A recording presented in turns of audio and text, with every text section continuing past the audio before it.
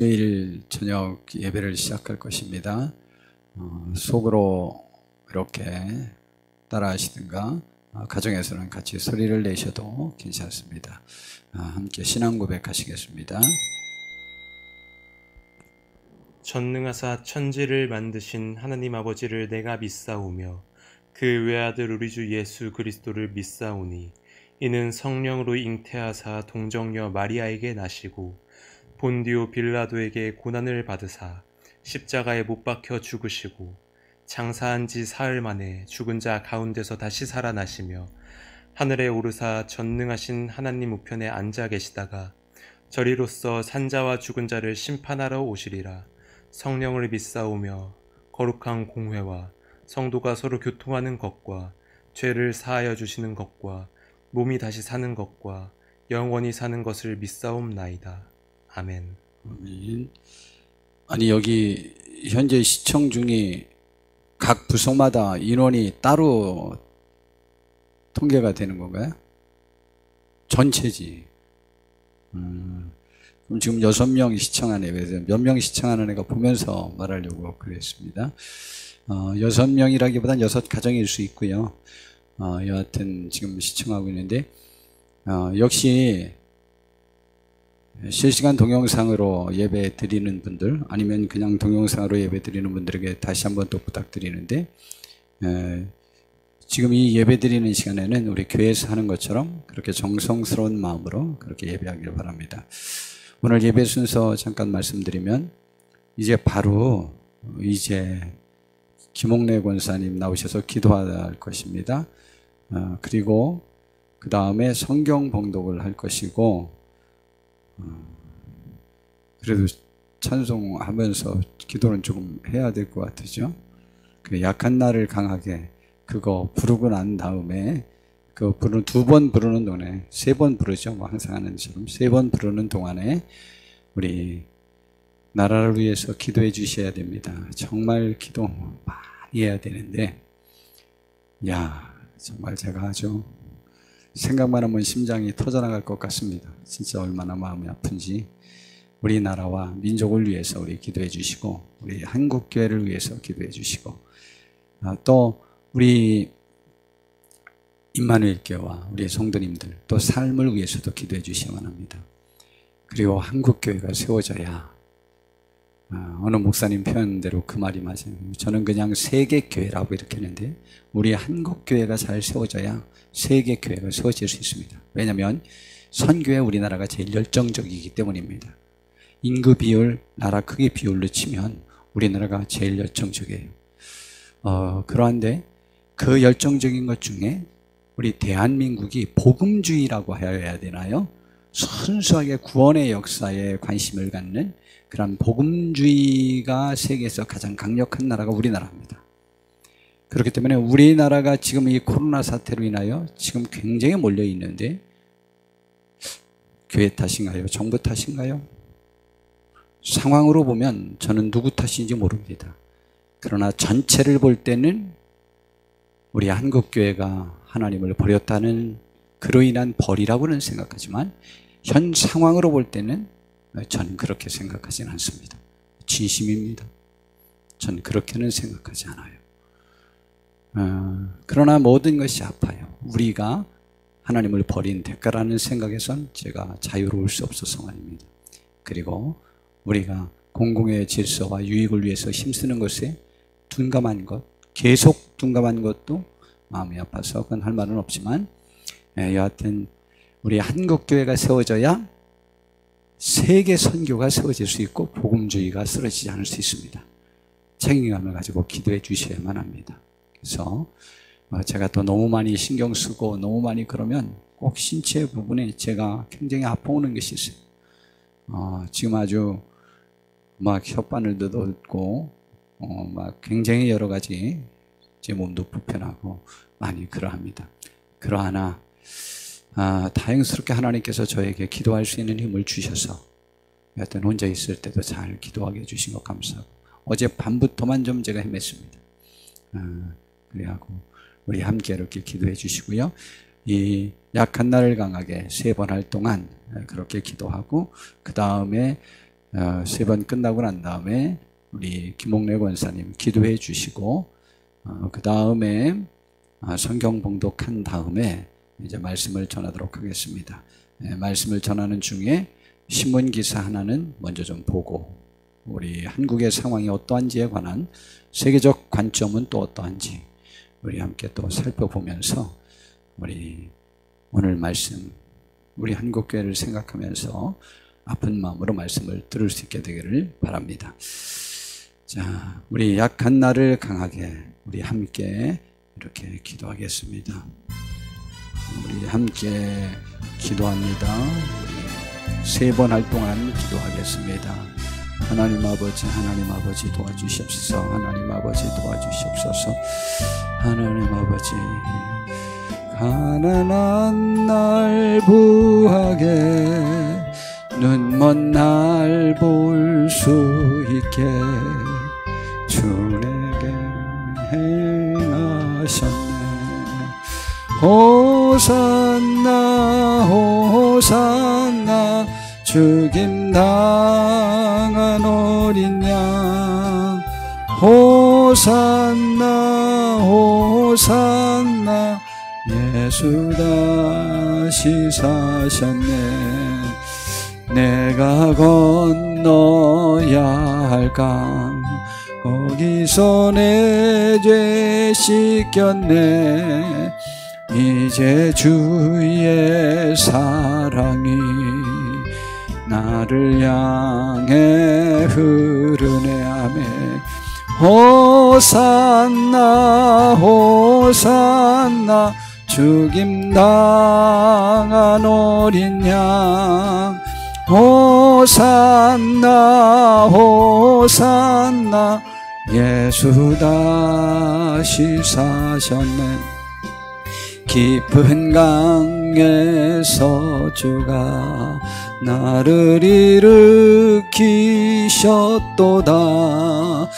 구원의 노래 부르리. 예수 자유 주셨네. 호산나 호산나 죽임 당한 어린 양 호산나 호산나 예수 다시 사셨네. 약한 나를 강하게 가난한 날 부하게 눈먼 날 볼 수 있게 주 내게 행하셨네. 호산나 호산나 죽임 당한 어린 양 호산나 호산나 예수 다시 사셨네. 내가 건너야 할 강 거기서 내 죄 씻겼네. 이제 주의 사랑이 나를 향해 흐르네. 호산나 호산나 죽임 당한 어린 양 호산나 호산나 예수 다시 사셨네. 깊은 강에서 주가 나를 일으키셨도다. 구원의 노래 부르리. 아멘. 예수 자유 주셨네. 호산나 호산나 죽임 당한 어린 양 호산나 호산나 예수 다시 사셨네. 약한 나를 강하게 가난한 날 부하게 눈먼 날 볼 수 있게 주 내게 행하셨네. 호산나 호산나 죽임당한 어린 양. 호산나 호산나 예수 다시 사셨네. 내가 건너야 할 강 거기서 내 죄 씻겼네. 이제 주의 사랑이 나를 향해 흐르네. 호산나 호산나 죽임당한 어린 양. 호산나 호산나 예수 다시 사셨네. 깊은 강에서 주가 나를 일으키셨도다. 구원의 노래 부르리. 예수 자유 주셨네. 호산나 호산나 권사님 나오시고요. 죽임당한 어린 양. 호산나 호산나 예수 다시 사셨네.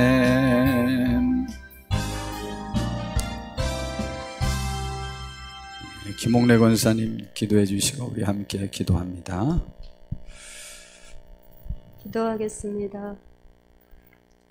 아버지 하나님, 온 세상의 주인이신 아버지 하나님을 믿습니다. 아버지 하나님, 세상이 코로나로 인해서 여러 가지 어려움 속에 있습니다. 아버지 하나님, 기도하는 것은 코로나로 인해서 동상에 있는 분들 그 두려움에서 아버지 하나님 손잡아 주시고 위로해 주시고 치유해 주시기를 원합니다. 또한 아버지 하나님, 저희 한국 교회를 위해서도 기도합니다. 아버지 하나님, 모든 어려움 속에서 아버지 하나님을 바라보게 하여 주시고 정말 아버지 하나님께서 다시 사랑해 주시고 다시 세워주셔서 아버지 하나님 정말 그곳에 아버지 하나님의 놀라운 역사를 우리가 보기를 원하고 아버지 바라옵고 기도하옵나니 아버지 하나님 세워주시고 다시 이 사회에서 빛과 소금이 되어서 아버지 정말 사랑받는 교회 될 수 있도록 도와주시옵소서. 또한 아버지 하나님 저희를 위해서 기도합니다. 이러할 때 저희가 기도를 게을리하는 아버지 하나님 그런 일이 없도록 하여 주시옵소서. 아버지 하나님 저희가 할 수 있는 게 아버지 하나님께 간구하는 것 외에는 아무것도 없습니다. 그런데도 아버지 하나님 저희가 게으르며 정말 무지하며 정말 그럴 때가 있으니 저희의 부족함을 너무나 잘 알고 계시는 아버지 하나님 용서하여 주시옵시고 저희로 하여금 다시 아버지 하나님께 간구하며 아버지 하나님의 놀라운 역사와 아버지 하나님의 놀라운 사랑을 볼 수 있도록 하여 주시옵소서. 저희 교회에 코로나로 인해서 어려움 겪는 분들 경제적으로 또 여러 가지 상황으로 겪는 분들에게도 아버지 하나님 함께하여 주시고 아버지 하나님이 언제나 어느 곳에서나 함께 계셨다는 걸 저희가 다시 깨달을 수 있도록 해주시고 아버지 도와주시고 아버지 함께하여 주시옵소서. 예수님 이름으로 기도드립니다. 아멘. 우리 성경 말씀 보겠습니다. 성경 말씀을 우리 고린도후서 11장 28절부터 30절까지 있는 내용을 제가 봉독하여 드리겠습니다. 이외의 일은 고사하고 아직도 날마다 내 속에 눌리는 일이 있으니 곧 모든 교회를 위하여 염려하는 것이라. 누가 약하면 내가 약하지 아니하며 누가 실족하게 되면 내가 애타지 아니하더냐. 내가 부득불 자랑할진대 내가 약한 것을 자랑하리라. 아멘. 오늘 말씀은 제목을 내가 보고 싶은 심령의 상처들이라고 이렇게 정했습니다. 그 중에 바울사도의 고민, 바울사도의 상처, 바울사도의 근심, 바울사도의 염려, 바울사도를 짓누르게 하는 가장 큰 것은 무엇이었나 라고 하는 것을 살펴보면서 우리는 지금 우리들이 제일 많이 염려하고 걱정하고 근심하고 나를 짓누르고 나에게 그런 일이 닥칠까 봐 두려워하는 것이 내 눈으로 보길 두려워하는 것 중에 가장 큰 것이 무엇인가 라고 하는 부분을 우리가 좀 생각해 보려고 합니다. 왜냐하면 주님께서는 먼저 그의 나라와 그의 의의를 구하라고 그랬어요. 그리고 내일의 염려는 내일 할 것이고 내일 염려는 하지 말라고 그랬거든요. 다 하나님께 맡기라고 그랬고, 그렇다면 우리들의 지금 가장 큰 염려는 무엇이냐? 그분의 나라와 그분의 의의를 구하려고 하는데 지금 그것이 우리들에게 벌어진 어떠한 사태, 우리 교회가 지금 전도가 되어지지 않고 있는 인원도 예배가 되어지지 않는 그러한 상황이 되어버렸잖아요. 그런데 굳이 말하면 그것이 아프고 이 상황에서 빨리 벗어나서 그 전도와 구원의 역사가 크고 담대하게 많이 일어나기를 원하는 그 마음 때문에 지금의 상황이 아프냐, 아니면 아픈 것이 무엇이냐 라고 하는 것을 지금 생각해 보고자 하는 것입니다. 그러면서 우리 한국적 상황에 대해서 제가 굉장히 아픈 그런 현실에 지금 놓여 있습니다. 지금 물론 우리 교회에 대한 것에가 가장 큰 문제가 되죠. 저는 가장 큰 아픈 것은요, 이러든 저러든 이 모든 상황은요, 이제 오는 주일날 이제 그 부분을 또다시 이제 말씀을 드리려고 하는데, 이 상황까지 오기까지 이미 한국교회가 주님을 우리들의 문 밖에서 이렇게 내쫓았어요. 그런데 우리 성화 그림 중에 하나가 있잖아요. 그 문 앞에 예수님이 이렇게 두드리는 문이 있지 않습니까? 그게 요한계시록에 있는 3장 20절 말씀인가? 내가 너희를 문을 두드리노니 너희가 열면 내가 들어가서 함께 먹고 마시리라 라는 그러한 말씀의 그 연상을 하는 그 사진, 그림이죠. 우리들의 마음속에서 예수님을 내어 쫓은 것만은 분명하다. 왜냐하면 예수님이 우리들의 삶 속에서 별로 그렇게 중요하지 않거든요. 왜냐하면 지금 아주 번잡하게 된 거예요. 자주 제가 말씀드리지만 이 코로나 끝나면 핑계댈 곳이 없는 것 때문에 코로나가 끝나기를 안 끝나게 해달라고 기도는 하고 싶은데, 코로나 때문에 놀러 다니지는 못하고 돈을 쓸 수 없으니까 그것도 되게 재미가 없고, 그래서 그건 빨리 끝나야 돈을 좀 쓸어 다니고 놀러도 다니고 좀 그럴 텐데, 그러기 위해서는 빨리 코로나가 끝났으면 좋겠는데, 그러면은 또 놀러 가면 교회 안 왔다고 그럴까봐 코로나 계속 좀 됐으면 좋겠고, 뭐 이 두 가지가 아주 번민이니 번민을 이 참 많이 그렇지는 않겠죠. 그렇죠? 통계에 보니까 그렇게 많지는 않더라고요. 한 반밖에 안 그렇더라고, 반밖에. 아예 약 30% 정도는 아예 나는 동영상 예배만 드렸으면 좋겠다. 뭐 이렇게 하는 분도 이제 점점 나오고요. 이제 그런 상황이 되었습니다. 예배에 관해서도 우리가 이제 예배가 무엇이냐, 우리가 생명처럼 귀하게 여겨야 될 것이 무엇인가라고 하는 것은 주일날 주제별로 이렇게 제가 설교를 할 것입니다.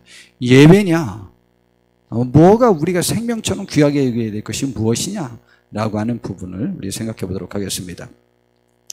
우선 먼저 마스크 착용의 중요성에 관해서 우리 다시 한번 또 좀 보도록 하겠습니다. 자, 우리 5가지인가 이렇게 그림이 있죠. 마스크를 서로 안 쓰고 저렇게 가깝게 대서 하면은 90%가 옮겨진답니다. 저건 1m 내의 거리를 말합니다. 그런데 그 걸린 사람이 마스크를 안 쓰고 이야기하고 안 걸린 사람이 마스크를 쓰고 있으면 30%가 걸린답니다. 그런데 반대로 걸린 사람이 마스크를 쓰고 안 걸린 사람이 마스크를 안 쓰고 이야기를 하면 5%만 걸린답니다. 그런데 둘 다 마스크를 쓰면 1.5%밖에 안 걸린답니다. 그런데 마스크를 둘 다 쓰고 1m 거리뛰기를 하면 한 명도 걸린 적이 없대요. 0%예요. 이거 우리나라 통계가 아닙니다. 세계 통계입니다. 자, 그렇게 했는데 우리 마스크 꼭 쓰길 바랍니다. 근데 이제 밥 먹을 때가 문제잖아요. 그래서 밥 먹을 때 딱 스위치를 누르면 여기가 벌어지고 그 다음에 또 닫히고 이런 걸 좀 개발했으면 좋겠다 그랬는데 개발됐어요. 개발됐어. 이거 봐봐. 되게 자, 봐요. 자, 오, 예. 먹을 수 있어요. 오, 예. 하나 더 쓰면 됩니다. 저걸 난 이게 이렇게 로봇 장치 해가지고 누르면 쫙 벌어지고 착착착착 스위치 장치 돼가지고 그렇게 되게 그런 거 좀 만들어야 되겠는데 마스크 하나가 몇 천만 원짜리도 있는 거 알고 계시죠? 보석으로 만들고 막 그래가지고. 예. 그런데 참 신기해. 그 마스크를 그 보석으로 그렇게 만들 필요가 있을까? 아주 코로나 때도 돈 쓰고 싶어 갖고 어쩔 줄 몰라는 거예요. 마스크 쓰시라고. 마스크만 쓰면 0%다. 1m만 떨어지면 0%다. 근데 1m 내에서 2명 마스크를 쓰면 1.5%. 거의 안 걸린다. 이 말이죠. 그런데 좌우지간 마스크 쓰고 꼭 1m 이상 떨어지고 대화하고. 대화할 때는 우리 교회에서는 1m 내에서 대화하지 않도록 좀 조심하시고 그래도 마스크 쓰고 잘 이렇게 해주시기를 정말 바랍니다. 자, 그 다음에 오늘 이제 먼저 좀 하나 또 살펴볼 것은요. 내일이 이제 조선일보 신문에 날 것인데 미리 이제 입력이 되어져서 이미 유포가 다 돼버렸어요. 그래서 조선일보 신문에 나온 것입니다. 2020년 9월 2일 정치면에 이렇게 난 기사인데요. 코로나 대응한다며 종교 탄압 그만두라. 57개국 266개 단체 문 대통령에게 항의 서한. 그 다음에 특정 집단 싸잡아 비판 아무런 도움 안 돼. 조선일보 조은중 기자 입력 2020년 9월 2일 오늘 오전 10시 59분 이렇게 나왔습니다. 자, 한번 제가 읽어드려 보도록 하겠습니다. 자유북한운동연합 등 전 세계 57개국 66개 종교 시민단체들이 코로나19 대응 과정에서 종교의 자유를 탄압하고 교회를 희생양 삼고 있다는 내용의 항의 서한을 문재인 대통령에게 보냈다고 1일 현재 시각 밝혔다. 이번 서한에는 14,832명이 참여했다. 단체들은 A4 용지 4장짜리 설명에서 4장짜리 설명에서 최근 수개월간 문재인 대통령을 비롯한 한국 정부는 코로나19 확산의 원인에 대한 책임을 교회에만 돌리고 있다고 했다. 이어 지난 여름 수백만 명의 한국인이 레스토랑과 카페, 노래방에 다녔지만 코로나 책임의 원인은 사회적 거리두기를 준수하고 마스크 착용 등의 규칙을 지킨 교회만 뒤집어쓰게 됐다고 지적했다. 롯데리아와 남대문 시장 등 국내 여러 지역 감염 사례를 언급하며 교회를 향한 거친 탄압과는 다르게 일반 대중들의 행동들에 대해서는 아무런 조치를 취하지 않았다. 문재인 정부가 코로나19로 인한 사회적 혼란과 대중의 불만 등을 무마하기 위해 교회를 부당하게 희생양을 삼고 있다는 취지다. 이제 그렇게 보이죠? 저도 그렇게 보이는데, 그렇게 됐고요. 교회 뒤집어 씌우려고 그러는 것이죠. 그 사회적 불만을 무마시키기 위한 거죠. 그러면서 정부의 비판적인 전광훈 목사가 있는 사랑제일교회에 대한 압수수색 등을 지적했다. 자유북한운동연합 등 전 세계 시민단체들이 28일 청와대에 보낸 항의 서한의 일부 그러면서 그 사진이 있고요. 단체들은 한국은 자유의 기초에 세워진 나라인데 최근 정부가 보이는 일련의 행동들은 종교에 대한 관용을 악화시키는 한편 사회적인 연대도 허물 수가 있다고 지적했다. 엔 부알다 주빌 캠페인 총괄 디렉터는 지난 수십 년간 인권 신장을 위해 싸워온 한국에서 종교에 대한 박해가 벌어져 충격적이라며 문 대통령이 일련의 조치를 제고하길 바란다고 당부했다. 그러면서 부활다 디렉터는 종교적 자유는 빼앗을 수 없는 권리라고 이렇게 말했습니다. 이에 대해서 이제 저는 이렇게 생각합니다. 종교, 정부, 정권 뭐 여러 가지에 관해서 정의를 내릴 수 있죠. 그런데 지금 서로 다른 정의가 지금 충돌하고 있지 않습니까? 지금 세계 인권단체들에서는 이 권리는 침해할 수 없는 권리라고 주장하고 있는 거예요. 거기에 이제 문재인 대통령께서 이번에 교계 지도자들과 만났을 때 말했던 내용입니다. 문 대통령은 특히 방역은 신앙의 영역이 아니고 과학과 의학의 영역이라고 했다. 그는 대면 예배를 고수하는 일부 교회와 교인들의 심정을 충분히 이해한다. 신앙을 가진 분들은 어려울 때일수록 하나님께 기대게 되고 하나님께 더 간절하게 기도하게 된다면서도 그러나 바이러스는 종교나 신앙을 가리지 않는다.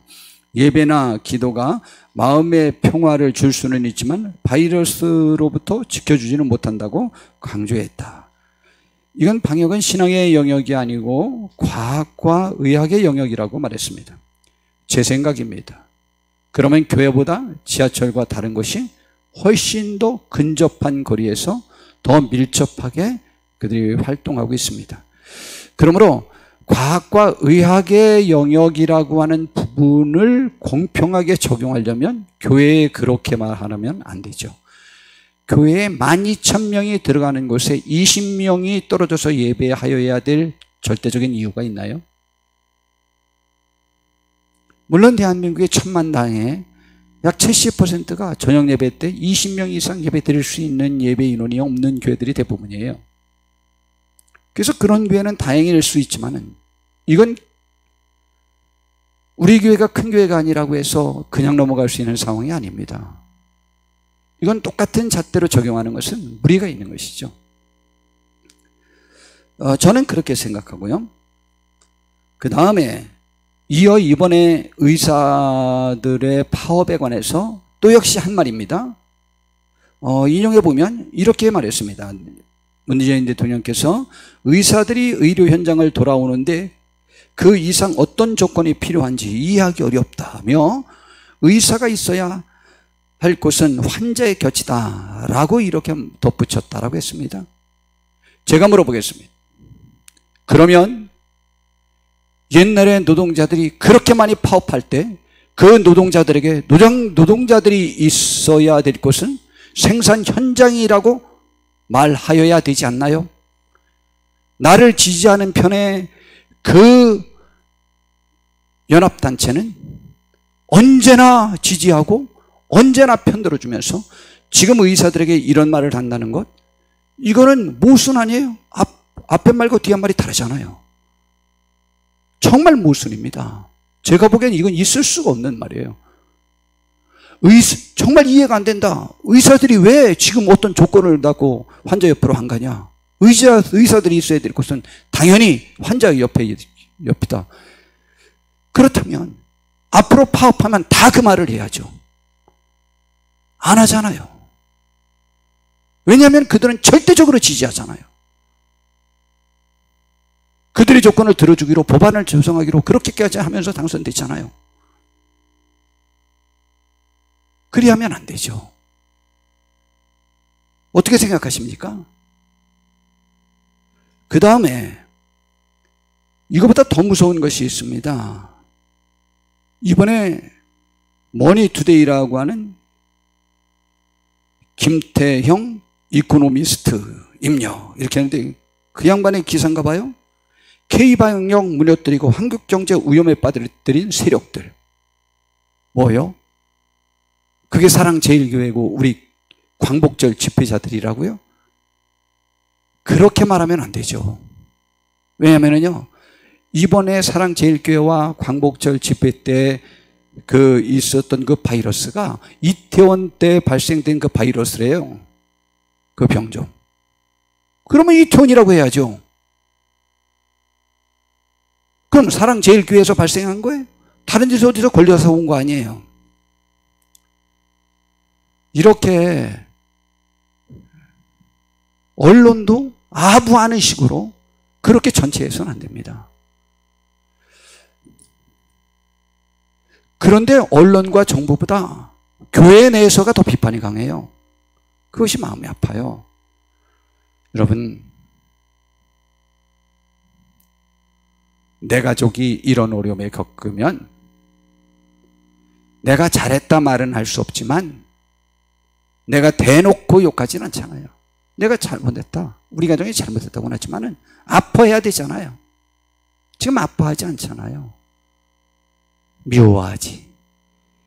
여러분, 우리가 하나님 앞에서 어떻게 생각할까? 라고 하는 부분입니다. 제가 현재의 상황을 보는 관점입니다. 그것이 아파요. 정말 아픕니다. 그리고 이것을 되돌릴 수 없어요. 현재 상황으로서 어느 정도 때가 지나야 돼요. 딱 한 가지 방법밖에 없어요. 경제가 무너지면 정권은 무너져요. 세계 역사가 다 그랬어요. 다른 건 아무래도 소용없어요. 처칠 수상이 그 2차 대전 승리하고 자기가 그 다음 이제 평화가 왔을 때 자기 나라에서 많은 정권을 잡을 수 있었지만 못 잡았어요. 여러분, 경제가 우선이에요. 경제가 우선이에요. 경제를 잡아야 돼요. 근데 경제 무너뜨리는 것이 사랑제일교회가 광복절 집회라고요? 그렇게 하면 안 되죠. 속 보이지 않아요.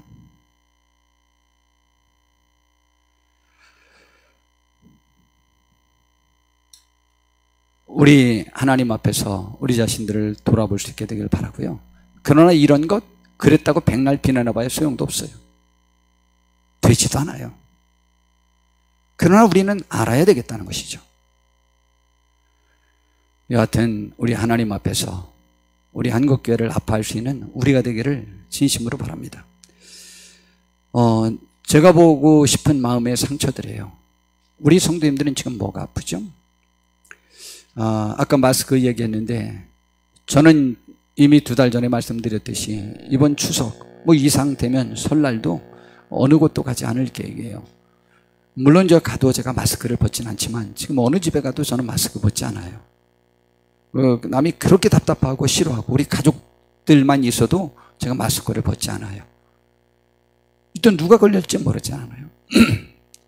조심해야 되는데, 그러나 우리가 여러 상황들 속에서 우리가 우리 교회를 아파하고 내 신앙을 아파하고 내 자녀와 내 가족들의 신앙을 아파할 수 있는 우리가 되었으면 좋겠습니다. 여튼 모임 때 조심하시고, 아니면 아까 그거 나는 몇십만 원 내야 저 기계 만들 줄 알았는데 뭐 500원짜리 하나만 더 끼면 되는 거구만. 그리고 벌리면 되네. 어이, 잘 생각했어. 예, 그렇게 하고 먹든가, 먹을 땐. 그리고 저는 어디 신방 가도 먹게 되면 나 이거 같이 안 먹어. 여기 따로 이렇게 좀 주고 여기서 따로 먹고 미안한데 이렇게 이해해 줘. 그렇게 하고 쭉 떨어져서 저 혼자 먹어요. 좀 답답하죠. 예, 답답해 해도 할 수 없어요. 우리 지킬 건 지켜야 되고 조심하시고 그렇게 합시다. 이 바울 사도가 어떤 분인지에 관해서 이제 좀 알아보려고 합니다. 제가 지난주 우리 엘리야 설교하면서 참 저도 은혜를 받고, 저는 우리 성도님들도 더 은혜도 받고 깨닫고 마음의 다짐들도 하지 않았을까 이렇게 생각은 하는데, 여하튼 지난주 수요일 날 말씀이 저도 참 은혜로웠어요. 오늘은 바울 사도는 어떤 분인지에 관해서 우리 좀 살펴보려고 합니다. 우선 바울 사도는 그의 어록이 있어요. 바울 사도는 워낙 그 성경에서 독보적인 그 위치를 차지하고 있는 사람이에요. 구약 성경에서는 모세가 모세오경을 기록했죠. 그러므로 신앙의 기초를 모세가 세웠다면, 신약 성경에 있어서 신앙의 기초, 신구약을 어우르는 총체적인 신학적인 모든 문제를 정립시킨 것, 기독교가 무엇이냐? 성경은 무엇이냐? 하나님은 무엇이냐? 예수님은 무엇이냐? 구원은 무엇이냐? 천국은 무엇이냐? 우리들의 신앙은 무엇이냐? 이 모든 것에 관하여 아예 100% 정립을 해놓은 것이 바울사도예요. 그가 쓴 성경만 해도 로마서부터 저쪽 거기 빌레몬서까지 13권이에요. 그리고 히브리서도 바울사도가 썼느냐 누가 썼느냐 여러 논쟁이 있는데 그건 빼더라도 13권을 기록했어요. 그리고 사도행전의 약 절반이 바울사도에 대한 기록이에요. 절반이 뭐예요? 약 3분의 2가 바울사도에 대한 기록이에요. 아마 5분의 3은 바울사도에 대한 기록이에요.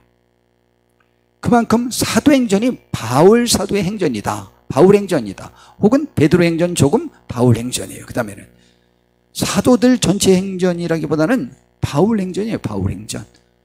그렇게 아주 독보적인 신앙에 관하여는 그분의 정의를 따라야 돼요.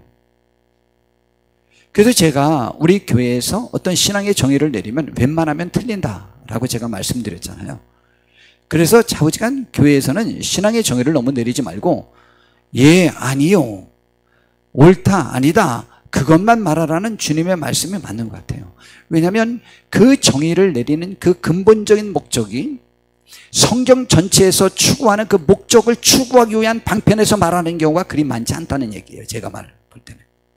왜냐하면 다 내 변명에 너무 급급해가지고 잘못 말하는 것이죠. 그렇게 하면 안 됩니다. 뭐든지 이렇게 내 입장을 대변하느라. 아까 문재인 대통령께서 분명히 그가 노동자들 편에 들을 땐 그 말씀 안 하셨거든요. 근데 지금은요. 의사들이 있어야 될 것이 환자 편인데 여기에 다른 무슨 조건이 필요하냐? 그러면은 이래야 되잖아요. 노동자들이 있어야 될 곳은 노동 현장인데 그 다른 조건이 뭐가 필요하냐? 라고 말해야 되잖아요. 그거 말했다가요. 표 우수수 떨어질 거요. 절대 못할 거요. 그리고 속앓을 거요. 우리 한국 경제가 어려워진 것 중에 뭐예요? 아유, 이게 자꾸 정치행위. 우리나라 IMF가 온 것이 이유가 뭔데요? 뭐로부터 왔는데요? 파업 현장에서 그 자동차 회사들이 무너지면서 시작하지 않았어요? 그때 누구 편 들었죠? 그러면 안 돼요. 그러면 안 돼요. 여하튼 이제 정치 얘기 그만합시다. 해봐도 재미도 없고 괜한 얘기 또 죄송하고요. 정치 얘기는 그만하고 그러나 우리 이중잣대로 대하면 안 됩니다. 자, 바울 사도는요. 그러므로 이 교회에서도 신앙에 대해서 이중잣대를 나를 의식한 말을 하면 안 돼요. 나를 떠나서 주님이 이 상황에서 어떻게 해야 제가 예배가 생명이냐 무엇가 생명이냐 이제 나중에 알아보려고 하는데 하나님의 뜻을 온전히 이루는 하나님께 영광 돌리는 일에 지금 이 상황에서 무엇이 옳을까라고 하는 고민하고 이야기를 해야 돼요. 우리가 꼭 그래 버릇하는 습관이 있기를 진심으로 바랍니다. 그래야만 됩니다. 우리 꼭 그렇게 돼야 되는데 바울 사도는요. 바울 사도의 그 심정을 이끄는 원동력이라고 그럴까요? 내면에 있는 의식이 있어요. 그래서 바울 사도의 심장, 바울 사도의 어록이라고 제가 이제 이렇게 하는데 바울 사도의 심정적인 것들, 자기 심정에 들끓는 그 심정에 있는 것들을 이렇게 표현을 했는데요. 로마서 1장 14절에 보니까 자기가 로마를 방문해서 그곳에서 전도를 해서 구원의 역사를 얼마라도 이루고자 하는 욕망으로 내가 정말 가고 싶다라는 말을 하면서 거기에는 무슨 심정이 작용했냐. 바울 사도는 정통 유대인이라는 것을 전제로 해서 저 말을 쓴 거예요. 헬라인이나 야만인이나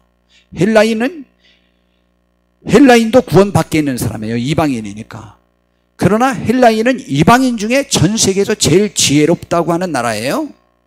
그 다음 야만인이나 어차피 못 받을 이방인인데 그 중에 또 지혜가 없는 야만인 같은 민족들이나 지혜 있는 자나 어리석은 자에게 다 내가 빚진 자라. 그러면 로마도 저 중에 하나가 속하는 거예요. 근데 구원 밖에 있었던, 하나님 밖에 있었던 사람들이라는 거죠. 그들에게도 내가 빚졌다. 그런데 정통적으로 유대인들은 저 이방인과 접촉만 해도 부정타는 거예요. 그런데 더러운 부정탈 만한 그 이방인들에게도 구원을 전하려고 하는 빚진 자 심정, 내가 사람으로 취급하지 않았던 사람들에게도 복음을 전해야만 된다는, 내가 나 같은 인간이 하나님께로부터 구원받았으니 난 이거를 갚아야 된다, 저들에게 복음을 전함으로 라는 저 빚진 자의 심정이 바울 사도의 평생을 이끄는 거예요. 얼마나 행복하겠냐고, 저 마음이 있으니. 아, 부담된다고요? 빚진 자의 심정이? 빚도요, 사랑의 빚은요, 행복한 거예요. 남이 나에게서 뜯어가기만 하고 나는 억울함만 당했다, 뺏기기만 했다라고 해봐요. 그럼 빚진 자의 심정이 아니잖아요. 내가 뺏기기만 한 거잖아요. 그게 편할 것 같아요? 아니에요. 나는 여지껏 받은 게 너무 많아, 이걸 어떻게 다 갚어? 이게 부담스럽다고요? 이게 부담 넣은 사람도 있긴 있어요. 그러나 그 부담이 너무 크지는 않으니까 덜 행복한 거죠. 저 부담이 큰 사람이 복 있는 사람이에요. 바울 사도는 복 있는 사람이에요. 빚진 자의 심정으로 평생 살았어요. 그래서 저렇게 쓴 거예요. 고린도후서 5장 13절에서 14절에 보니까 우리가 만일 미쳐서도 하나님을 위한 것이요 정신이 온전해도 너희를 위한 것이니, 굳이 말하면 미치나 논리적으로 이성적으로 생각하나 뭐든지 남의 유익을 위해서만 생각했다 이 말이죠. 왜냐? 그리스도의 사랑이 나를 강하게 권하고 이끌고 있다, 그 말이에요. 그리스도의 사랑이 바울 사도를 이끌었어요. 얼마나 좋아요. 억압이, 공포가 나를 이끄는 것이 아니고, 두려움이 나를 이끄는 것이 아니고, 그 사랑이 나를 이끄는 거예요. 그래서 내가 남의 유익만을 위해서 산다. 정말 그런 거죠. 자, 그 다음에 디모데전서 1장 15절, 비슷한 주제들만 우선 먼저 해본 거예요. 미쁘다, 모든 사람이 받을 만한 이 말이요 그리스도 예수께서 죄인을 구원하시려고 세상에 임하셨다 하셨도다. 그런데 죄인을 구하려고 예수님 오셨는데 그 중에 나는 죄인 중에 제일 우두머리가 나갔다 라는 거예요. 주님 바라보니까 그런 거예요. 얼마나 복이 있냐고요. 그러니 세상의 모든 사람을 만나면 다 주님 같은 거예요. 하나님 같은 거예요. 그래서 잘 섬길 수 있는 거예요. 너무 감사하지 않아요? 이런 심정이 이끌었던 거예요. 그 다음에 갈라디아서 6장 17절에 보니까 이 편 참 마음이 아프죠. 이후로는 누구든지 나를 괴롭게 하지 말라, 내가 내 몸에 예수의 흔적을 지니고 있노라. 갈라디아 교인들이 처음에 바울 사도를 만나가지고 예수님을 믿어야 구원받는다는 그 믿음의 구원의 도리를 깨달았는데, 유대인들이 와가지고 율법을 지켜야 된다고 말하니까 바울 사도가 그것을 가르치지 않으니까 잘못된 사람이라고 하니까 바울 사도를 배척하기 시작한 거예요. 니들 미쳤냐? 왜 그랬냐? 그들은 도적이다. 너희들을 노예물로 가져가려고 그러는 인간들이다. 그 사람들 말 믿지 마라. 너희들이 자꾸 그러면 내가 너무 괴롭다. 예수님이 지금 얼마나 괴롭겠냐? 나도 예수님의 흔적이 있다. 예수님의 보혈의 공로로 너희가 구원함을 받았는데, 예수님이 십자가에 못 박혀 죽으심으로 구원을 받았는데 너희들이 그러면 예수님이 또 못 박아야 되는 것처럼 아파하지 않겠냐? 나도 예수님을 사랑하는 마음으로 그의 상처가 있다. 나도 예수님을 마음 아프게 하고 예수님을 떠나면 너희들 때문에 내가 상처받는다, 이런 말이에요. 여러분, 여러분의 마음속에도 이 바울 사도 같은 이 표현이 있기를 바랍니다. 예수의 흔적이 있어야 돼요. 그래가지고 남이 신앙에서 떠나면은 여러분이 몸까지 아프고 찢어질 듯 아파야 돼요. 그러니까 바울 사도가 그렇게 표현을 쓴 거죠. 그의 사명감은 또 투철하잖아요. 한번 좀 살펴봅시다. 사도행전 20장 22절에서 24절에 보니까 이제 내가 성령에 매여 예루살렘으로 간다는 것이죠. 근데 거기에서 무슨 일을 만난지 나는 모르는데 오직 성령이 각성해서 내게 증언하여 결박과 환난이 나를 기다린다 하시나, 결박과 환난이 있고 이번에는 난 죽을 것 같다는 것도 알고 있었어요. 내가 달려갈 길과 주 예수께 받은 사명 곧 하나님의 은혜의 복음을 증언하는 일, 이 전도하는 일을 마치려 하면은 나의 생명조차 조금 더 귀한 것으로 여기지 아니한다고 그랬어요. 우리도 이런 심령이 우리를 지배했으면 좋겠습니다. 자, 그 다음에 로마서 9장 1절부터 보니까 자기 민족을 향한 간절한 심정이에요. 참 너무 아름답지 않습니까? 내가 그리스도 안에서 참말을 하고 거짓말을 하지 아니하노라. 나에게 큰 근심이 있는 것과 마음에 그치지 않는 고통이 있는 것을 내 양심이 성령 안에서 나와 더불어 증언한다. 나에게 끊임없이 끊이지 않는 고통, 근심이 있는 게 있다. 그게 뭐냐? 그게 뭐냐? 이 3절에 보니까 나의 형제 곧 고륙의 친척을 위하여, 바로 유대인을 위하여, 내 민족을 위하여 내 자신이 저주를 받아 그리스도에게서 끊어질지라도 원한 바로다. 내가 지옥감으로 인해서 내 민족이 구원받을 수 있다면 나는 천국의 그 가치 때문에 모든 것을 버리는 사람인데, 모든 것을 버린 것을 또 버릴 수도 있다. 그래서 얻은 그 가치를, 그게 더 귀한데 그 귀한 것도 버릴 수 있다. 굳이 말하면 그 정도로 구원을, 자기 민족의 구원을 아파한다는 거예요. 우리도 우리 민족의 구원을 아파하고 우리 민족이 제대로 서야 된다니까요. 우리 한국교회가 제대로 서야 된다니까요. 세계교회 운명이 달렸어요. 이거 정말이에요. 이거 아픈 현실이에요 지금. 요즘 제가 선교사님들을 위해서 많이 기도한다고 그랬잖아요. 제가 태어나서 올해가 선교사님들을 위해서 제일 많이 기도해요. 정말 많이 기도하는데요. 정말 감사한 건 우리 임상순 선교사님 거기서 벌써 쫓겨나야 되는데 코로나 때문에 못 쫓겨나는 거예요. 코로나 때문에 적극적인 사역은 어렵지만, 그러나 거기 있어서 거기 임마누엘 학교도 그것도 완공하고 그 외에 다른 것들도 더 할 것들이 너무 많은데 그것을 더 할 수 있게 되는 거예요. 9월 달까지 사모님만 먼저 쫓겨날 줄 알았더니 여하튼 비자가 연기됐어요. 뭐 비행기가 뜨지도 못하니까. 그래가지고 9월 달까지 우선 또 연기됐다는 거예요. 벌써 올 봄에 일찍 쫓겨났어야 되는데. 그러니까 그것 감사하죠. 저도 기도 많이 하고 있어요. 그래서 그 선교사님을 어떻게 할까 제가 고민하고 여러 가지 많이 생각하고 있다고 했잖아요. 그래서 제가 친구까지 만나서 그 코로나 때문에 유일하게 제가 간 곳이 그 친구 만나러 그 공장 현장에 간 거예요. 저 태안에 가서 굉장히 크게 공장을 새로 지금 건설을 짓고 있는 거예요. 근데 마침 인도 우리 비행기 도착한 인도 거기가 어디지? 비행기 도착한데 상해인도 갔나? 너무 군대에 있을 때 됐나? 거기가 더 큰데 거기에 갑자기 이름이 생각 안 나. 거기에 자기 공장이 있다는 거예요. 제 생각은 어떤 생각이냐? 거기 직원으로 쓰면 돼요.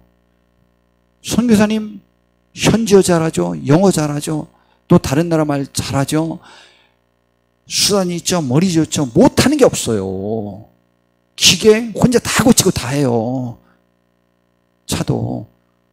그러니까 거기 임원으로 우리 현지인 임원 2명이 여기 파송돼 있대요. 파견돼 있대요. 저는 직원으로 좀 해주면 참 좋겠다는 거죠. 뭐 설교로 하면 뭐 나간다고 큰일 난다는데 우리 교회 설교 그렇게 누가 안 보지도 않아요.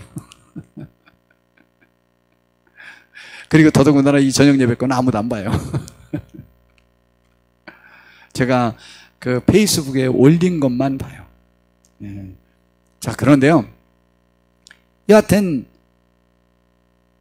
저도 고민하고 생각하고 기도하고 방법은 그거밖에 없겠다, 뭐 그런 생각도 하는 거죠. 더 좋으면 마이스로의 공장을 세우면 되는데 현대자동차와 연결된데 우리 한국 자동차 회사와 연결된 곳이 너무 멀어서 안 돼요. 그래서 할 수 없이 거기서 7, 8시간이면 왔다 갔다 할 수 있으니까 할 수 있죠. 뭐 임원은 일주일 다 근무 안 해도 되니까 그렇게 하면 되고 참 좋을 텐데, 서로 유익할 텐데. 제가 기도하고 있어요. 제가 기도 많이 하고 별 고민 다 하고 있는 거예요, 저도. 그리고 여기 오셨던 우리 이도광 목사님 사모님 성함 자꾸 잊어버려. 이명자 전사님. 그분들 사역이 얼마나 확장되는지 여기 보여드렸잖아요.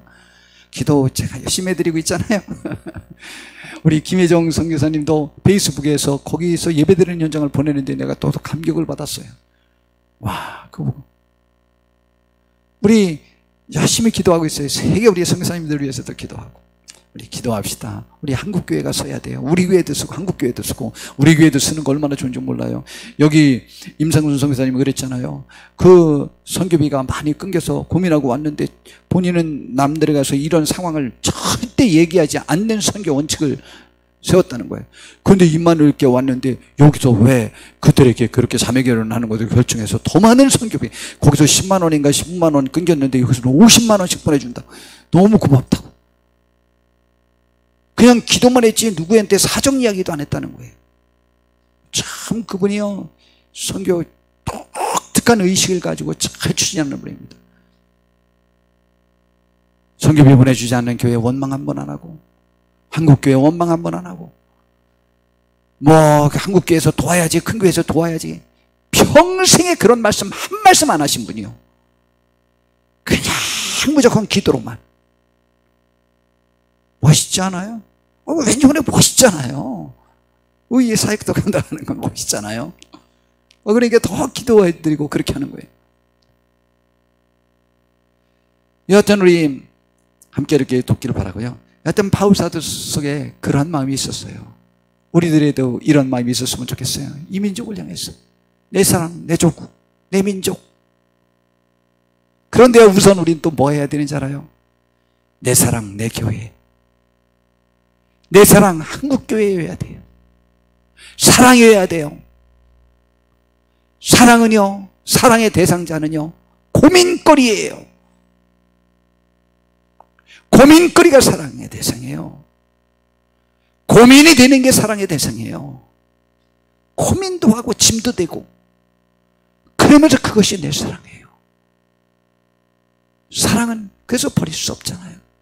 내 자식이 버릴 수 있어요? 내 자식을 버릴 수 없잖아요. 내 배우자를 버릴 수 있어요? 이렇게 하려고 그러다가 요즘 잘 버리니까 갑자기 나오려다가 제가 그걸 먼저 나오려고 그랬는데, 내 배우자를 버릴 수 있어요? 그러려고 하는데 아니야, 아니지. 그럼 버려요. 그깟 거 버리지 뭘 그걸 있냐고 그럴까봐 그건 얼른 끌어들인 거예요. 사실 그 말이 먼저 나오려고 그랬는데 버릴 수 없잖아요. 내 사랑, 짐되고 고민돼도 내 사랑이잖아요. 내 아픔이고 내 고통이지만 그게 사랑이죠.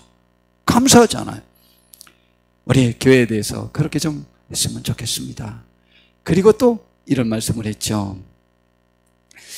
갈라디아서 4장 19절에 보니까 나의 자녀들아, 너희 속에 그리스도의 형상을 이루기까지 다시 너희를 위하여 해산하는 수고를 하노니.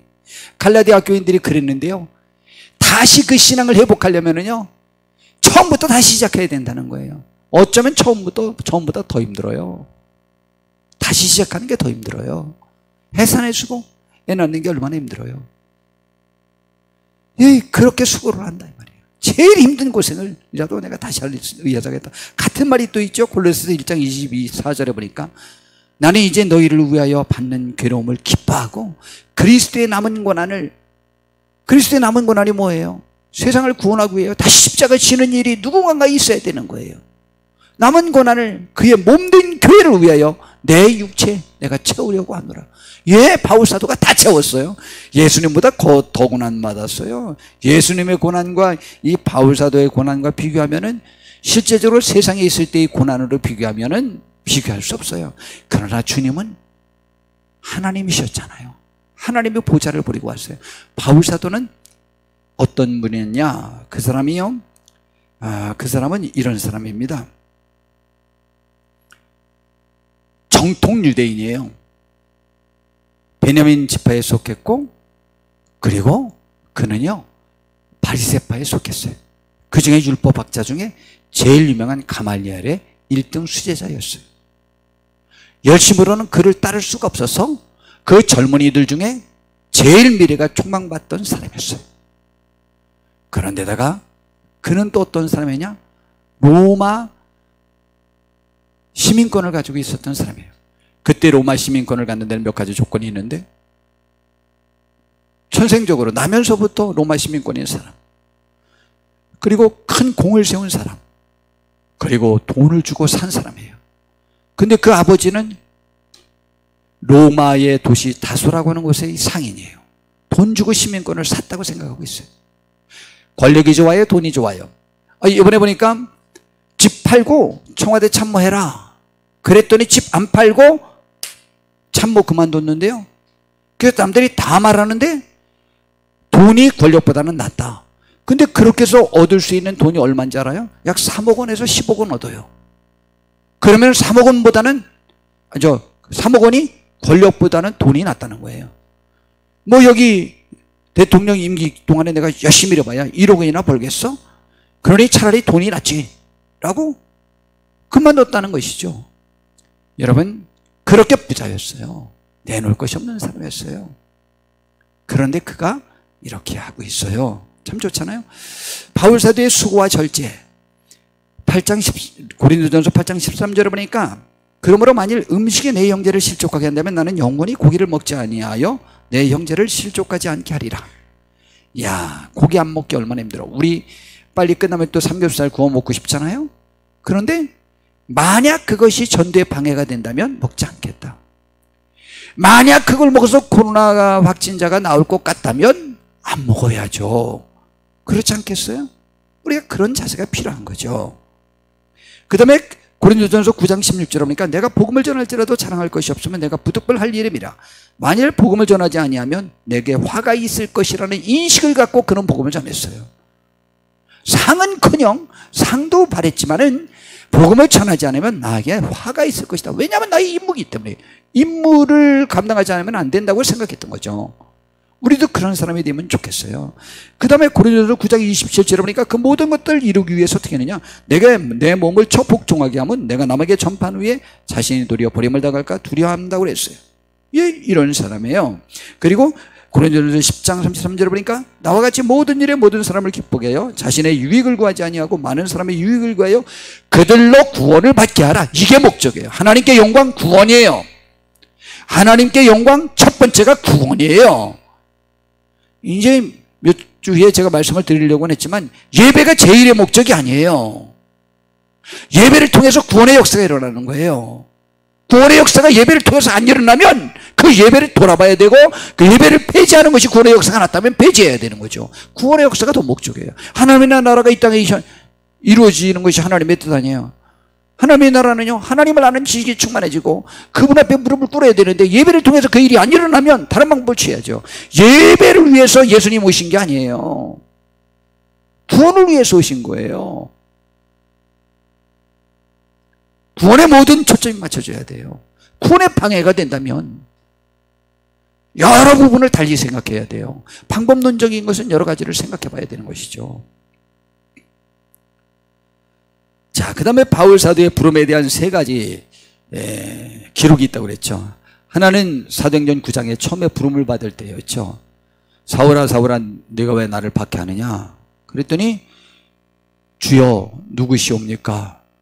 나는 내가 박해하는 예수다 그랬잖아요. 교회를 박해했는데 예수님을 박해했다고 그랬잖아요. 그리고 그를 불러주셨잖아요. 그리고 가라.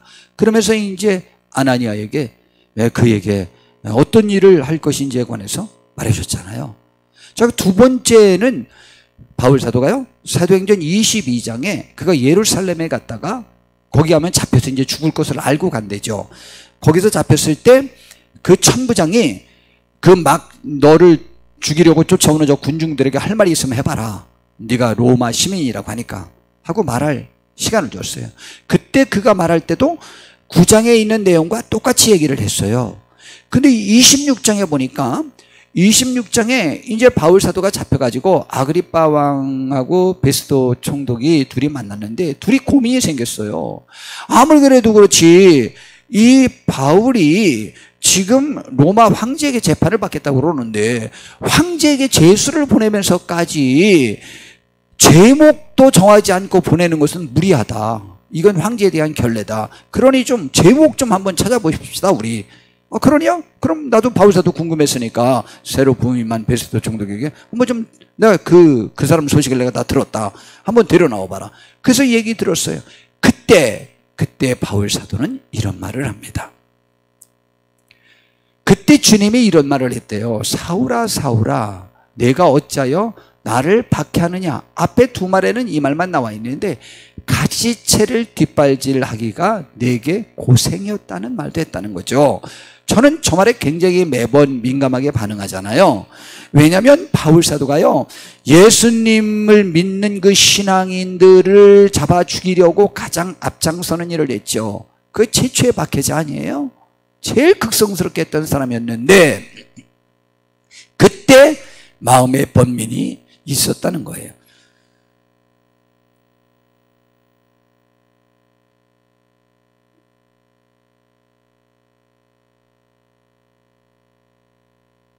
거죠. 자기가 자기 파에 속해서 일을 해도 이게 신앙이 옳은지 그른지 하나님 앞에서 뭔가 아니다라는 생각으로 굉장히 너무 고통스러워하면서 그 일을 했다는 것이죠.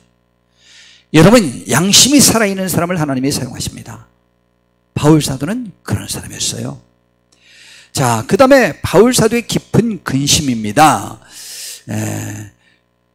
고린도후서 7장에 있는 내용을 먼저 살펴보고 이제 11장을 살펴볼 건데요. 고린도후서 7장은 지금 바울 사도가 고린도 전서를 썼잖아요. 너무 막 강한 어조로 고린도 전서를 썼잖아요. 그렇게 써놓고 바울 사도가 어떤 고민에 쌓여 있는지에 관한 것을 솔직히 표현한 거예요. 이야, 이게 지도자는 이런 마음이 다 있어야 되는 거죠. 특별히 우리도 매번마다 남에게 내가 이런 말 저런 말을 하면서도 이 고민에 쌓여야 돼요. 우리가 마게도니아에 이르렀을 때에도 우리가 육체가 편하지 못했고 육체도 편하지 못했는데 사방으로 환난을 당하여 밖으로는 다투며 안으로는 두려움이 있었고, 그러나 낙심한 자들을 위로하시는 하나님이 디도가 오므로 우리를 위로하셨어요. 그 낙심한 그들을 그가 온 것뿐만 아니고 오직 그가 너희에게서 받은 그 위로로 위로하고 너희의 사모함과 애통함과 나를 위하여 열심히 있는 것을 우리에게 보고함으로 나를 더욱 기쁘게 하였느니라. 디도를 통해서 고린도전서를 보냈는데 디도를 그들이 잘 받아들이고 바울 사도와 디도의 생각이 이상으로 그들이 회개하면서 돌이켰다는 거죠. 그러므로 내가 편지로 너희를 근심하게 한 것을 후회하였으나 지금은 후회하지 아니함은 그 편지가 너희로 잠시만 근심하게 한 줄을 알미라. 내가 지금 기뻐함은 너희로 근심하게 한 까닭이 아니요 도리어 너희가 근심함으로 회개함에 이른 까닭이라. 너희가 하나님의 뜻대로 근심하게 된 것은 우리에게서 아무 애도 받지 않게 하려 함이라 라고 말했던 것이죠. 그리고 하나님의 뜻대로 하는 근심은 후회할 것이 없는 구원에 이르게 하는 회개를 이루는 것이요 세상 근심은 사망을 이루는 것이니라 라고 이렇게 말했습니다. 우리는 세상 근심에 사로잡혀 있으면 죽지만은 하나님의 뜻을 이루기 위하여 그러지 못한 것 때문에 근심하는 것은 생명에 이르게 한다는 것이죠. 바울 사도가 이렇게 예민했다는 얘기예요. 그렇게 강하고 담대하게 고린도전서를 써놓고는 고민이 지금 많은 거예요. 고민. 그런데 그 기쁜 소식을 듣고 저도 그렇다니까요. 그러니까 좀 살려주시면 좋아요. 그럼 저도 담대히 할 수 있잖아요. 고린도서 11장 이제 오늘 본문을 이제 접해보려고 하는데요. 바울 사도가 당했던 어려움을 11장에 말합니다. 고린도서 11장에 보니까 22절부터 보니까 그들이 히브리인이냐 나도 그러하며, 그들이 잘난치 않은 사람들에게 말하는 거예요. 그들이 이스라엘이냐 나도 그러하며, 그들이 아브라함의 후손이냐 나도 그러하며, 그들이 그리스도의 일꾼이냐. 지금 교회의 일꾼들이 지금 부닥치는 거예요. 이 부닥치는데 지금 무슨 이야기를 하고 있는 중이냐면, 바울 사도가 사도로서 별로 권위가 없다라고 주장하는 사람 때문에 고린도 교회가 분열이 된 거예요. 지금 네 파로 분열됐잖아요.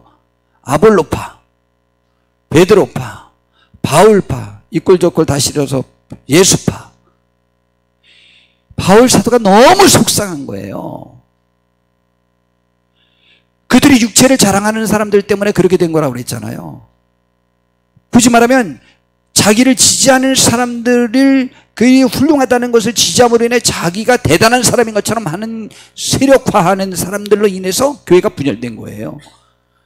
여러분, 교회나 어디나 나라나 다 마찬가지예요. 모든 사람도 마찬가지예요. 사람들 간에 이간하는 사람들이요. 어떤 사람들 중에 옮기는 말은 좋은 말만 옮겨야 돼요. 근데 어떤 사람은 꼭 옮기면 나쁜 말만 옮기는 사람이 있어요. 그러면 안 돼요. 이간하려고 하는 사람이에요. 그건 하나님이 좋아하지 않아요. 그렇게 하지 마시고요. 자, 그런데 일단 23절에 보니까 그들이 그리스도의 일꾼이냐 내가 더 그리스도의 일꾼이라 이란 말이죠. 정신없는 말을 하거니와 나는 더욱 그러하도다.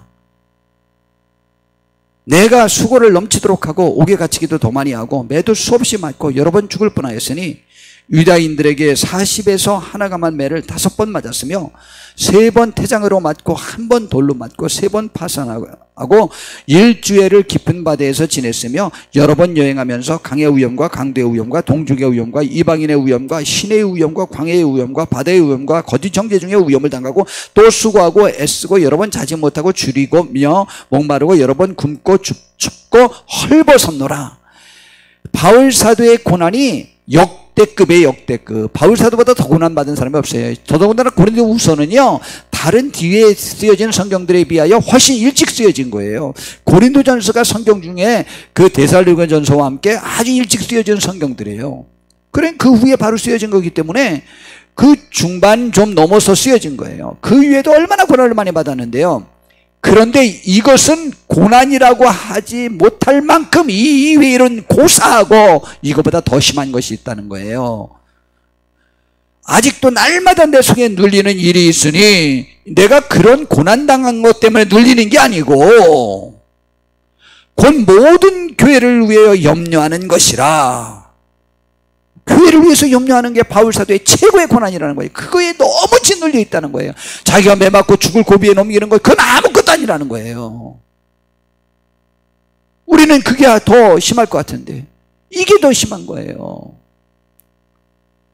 성도 여러분, 요즘 저 다시 또 시작됐어요. 저 혼자만 기도하면 저도 자주 울어요. 요즘은요 너무 아파서 막 이러고 다녀요. 실제로 너무 아파요 지금.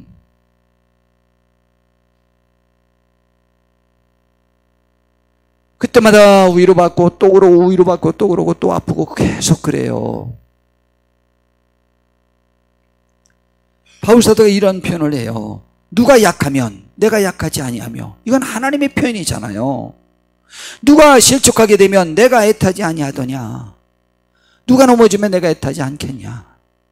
내가 부득불 자랑할지인데 하도 너희들이 나 외에 딴 사람이 더 훌륭한 사도라고 말하니까 내가 좀 나 좀 자랑하려고 그러는데 나는 나의 이런 약한 걸 좀 자랑하려고 하노라. 이게 진짜 사도다라는 거예요. 우리 그래서 분열은 좋지 않아요. 참 마음 아파요. 한국교회요. 아유 지금 제가 너무 속상한데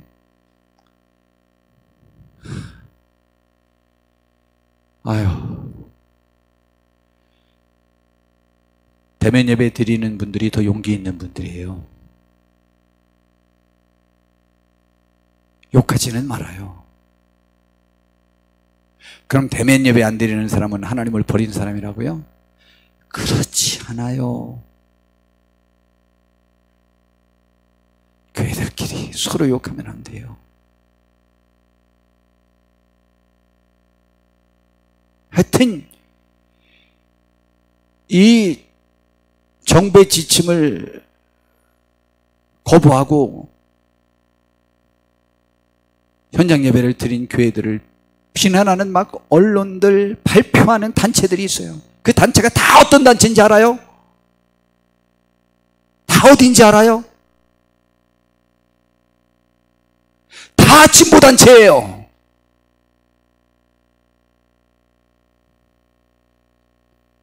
그렇게 하면 안 돼요. 그들의 의견이 다 틀리냐? 전 그렇게 생각 안 해요. 그러나 지금 너무 교회를 공격해서는 안 돼요.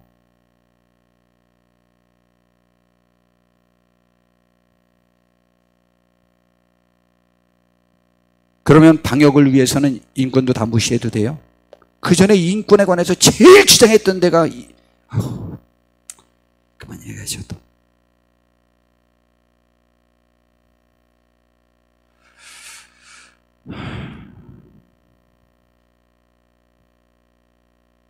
그러진 말아야 돼요.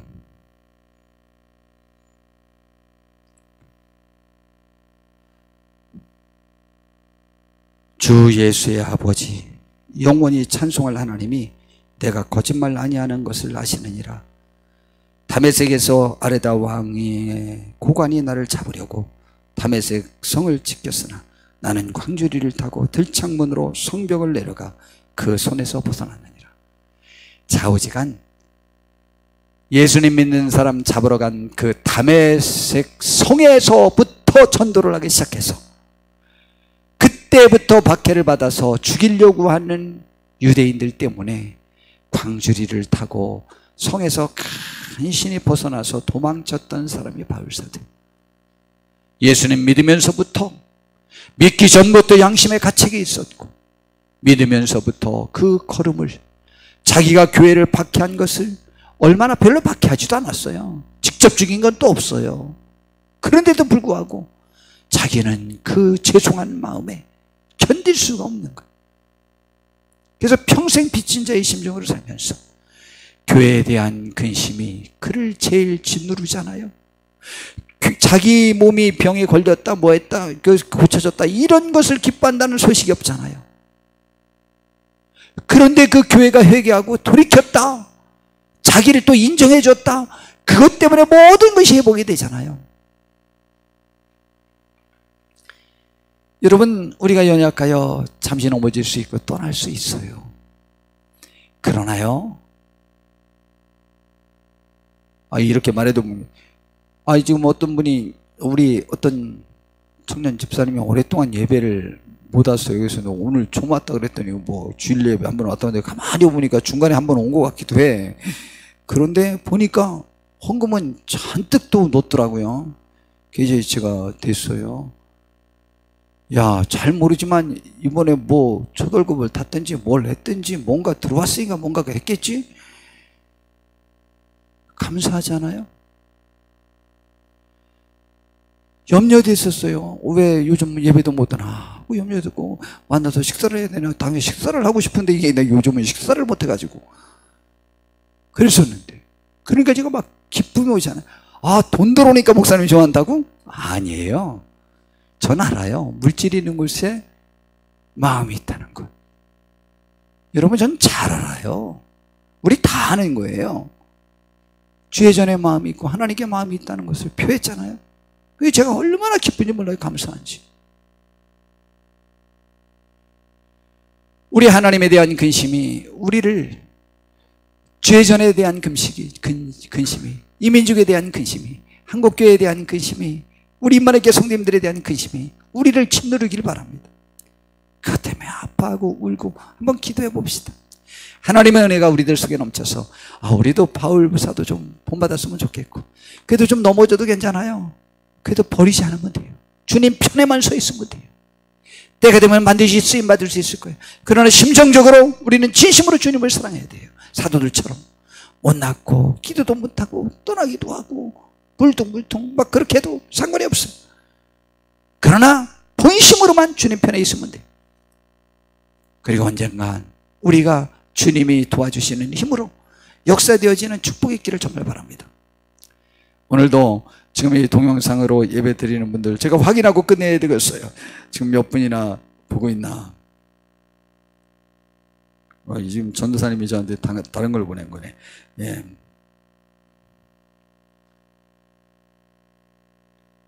아이고야, 17가정. 그래도 뭐 감사하네요. 오늘 가정에서 예배 드리는 귀한 성도님들도 큰 은혜가 있길 바랍니다. 은혜가 뭐라고요? 주님 때문에 근심하고, 교회 때문에 근심하고, 교회 때문에 아파하고 힘들어 하시길 바랍니다. 그게 복이 있는 사람들이에요. 그 상처가 너무 켜서 의심의 폭이 적을 만큼 신음하고 있을 때 하나님이 우리 때문에 기뻐하실 것이고, 우리가 못하면 다른 사람을 세워서라도 사역을 감당하는 거예요. 그러한 하나님의 은혜가 우리 한국교회, 우리 임마누엘 성도님들을 위해 함께 하시는 큰 은혜가 있기를 진심으로 바랍니다. 기도하겠습니다. 주님, 오늘 이 시간 우리가 이렇게 하나님의 앞에 모여 예배했고, 또 이렇게 동영상으로 어쩔 수 없는 상황에서 가정에서 예배를 드립니다. 드리는 그 성도님들의 마음이 주님으로 인하여 안타깝고, 또 그리고 주님으로 인하여 감사하며 주님 전에 나와 예배할 날을 고대하면서 기도하고 우리가 아파할 수 있도록 도와주시옵소서. 대한민국을 붙잡아 주시고 이 민족을 붙잡아 주시고 아버지여, 아버지여, 주의 은혜가 차고 넘치는 대한민국 되기를 원하옵나이다. 예수님의 이름으로 기도드렸습니다. 아멘. 자, 마쳤습니다. 우리 박수로 우리 하나님 앞에 영광 돌리고 오늘 또 역시 기도 좀 하고 갑시다. 야.